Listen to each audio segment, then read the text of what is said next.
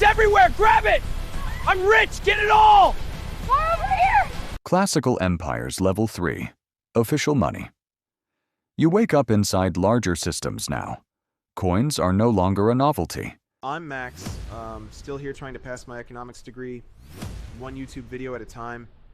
You just watched a storeroom shrink into a coin. Felt good for the stick man, right? But now, the coin starts losing weight. Level 3 is up next.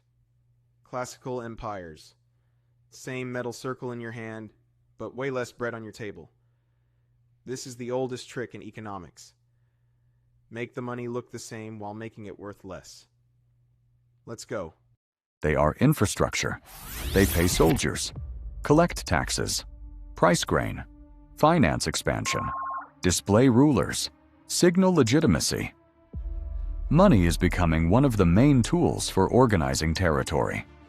That sounds abstract until it enters your daily life. You notice that one coin buys less than it used to. The shape is familiar. The result is weaker. Sometimes the problem is supply. Sometimes it is war. Sometimes it is policy. Sometimes it is rulers quietly changing the metal content while insisting nothing important has changed. This is where you learn another permanent lesson. A currency can look stable while quietly losing strength. Merchants notice first. Ordinary households feel it next. Official reassurance usually arrives somewhere in between. You hold the same circle of metal. Bread seems more expensive. Trust becomes thinner. That gap between what money looks like and what money does never disappears from history. You will see it again with paper.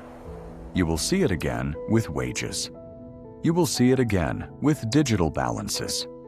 You will see it again whenever the story of money outruns the felt reality of money. And yet, Empire-era coinage still feels powerful. Why? Because for all its flaws, it gives the ancient world a common language of exchange. A soldier, a merchant, a tax collector, and a landlord can interact through recognizable units. Trade corridors lengthen. Urban life thickens. The speed of exchange rises. With speed comes scale. With scale comes dependency.